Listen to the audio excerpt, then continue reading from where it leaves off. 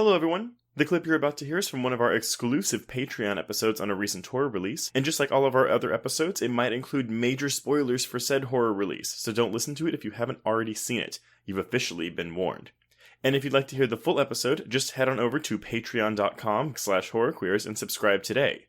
Without further ado, here is your exclusive Patreon clip.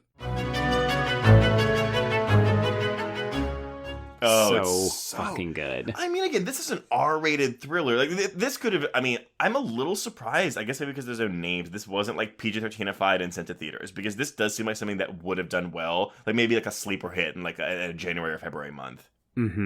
No, I'm super pissed off about this, because the only reason this was even on my radar, I saw the trailer drop, and I was mildly interested, but you know how well they can cut some trailers, and for independent films, sometimes that can just mean, like, a super big waste of time, so I didn't bite.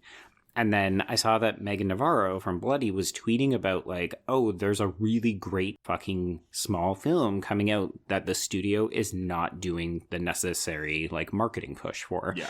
And I read between the lines because it was right around the time that I had gotten that email, so I requested it. And yeah, like, this movie is so fucking good. And I don't know how well Hulu did it for you folks, but, like, literally no one knows that this movie has come out. It is a travesty. In terms of ads, I didn't see any. I will say today's Monday, so I watched it yesterday on Sunday. When I opened my Hulu app, it is like the featured film on the home page. But I mean, again, like what? Maybe that's the streamer's goal now, is like, no, we're not really, because Netflix is the same thing, right? Where they don't really market a movie or a show until like 2 weeks before it comes out. And then it's boom, it's on the homepage, and hopefully it cracks that top 10, so it ends up in those rankings. God, but the problem is that there's about a dozen horror films coming out on March 4th. So like, by the time that this episode is dropping for patrons, like, folks, by the time you're listening to this, I'm pretty sure no one will be talking about No Exit, because they're all going to be talking about Fresh. They're going to be talking about You're Not My Mother. They're going to be talking about, like, all these other horror films. And I just think it's doing this film a huge disservice, because this isn't just some shitty film that they've dumped onto a streamer. This is a legitimately well-crafted thriller. Like, the kills are really good. The acting is really good.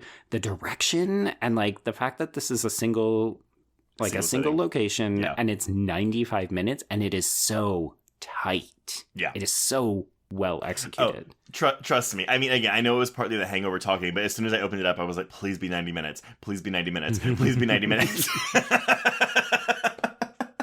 Yeah, we will not be able to say the same for Fresh next week.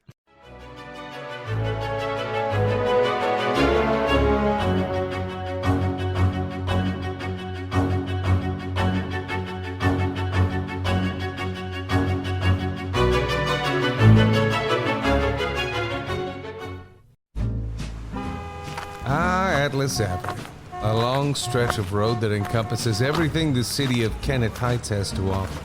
Neon lights, traffic, crime, the hustle and bustle of everyday life, and the craziest of characters.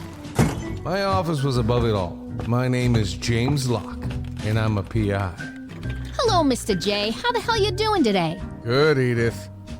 Nearly every year I have a new case. New people to meet, new clues to discover, and new problems to solve. But I do it the old-fashioned way. No technology. Nothing post-1950.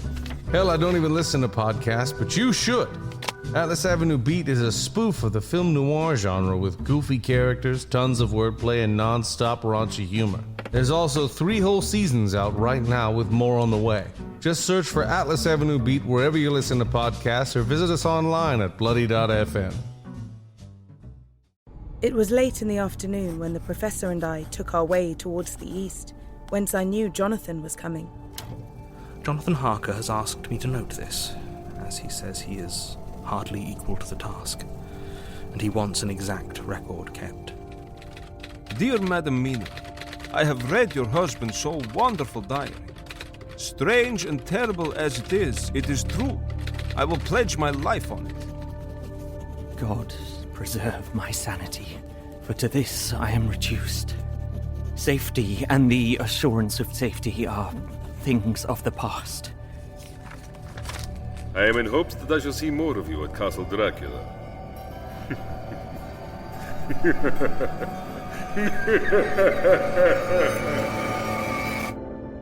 Listen to Regarding Dracula wherever you listen to podcasts, or find us online at bloody.fm.